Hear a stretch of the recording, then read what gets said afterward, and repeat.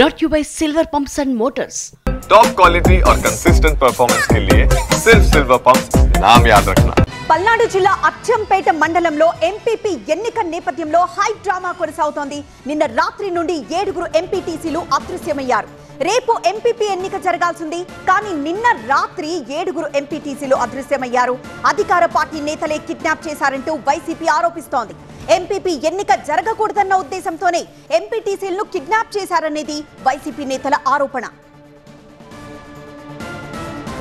MPP రజనీబాయి రాజీనామాతో ఎన్నిక అనివార్యమైంది. అచ్చంపేట మండలంలో మొత్తం 17 మంది ఎంపీటీసీల్లో ఒకరు మృతి చెందారు. మిగిలిన 16 మందిలో 7 మంది ఎంపీటీసీలు ప్రస్తుతం కనిపించకుండా పోయారు.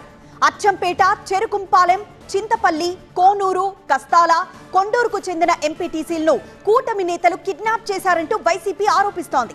కోరం లేకుండా చేసి ఎన్నిక అడ్డుకోవడంలో భాగంగానే కూటమి ఇలా చేస్తోందని వైసీపీ ఆరోపిస్తోంది.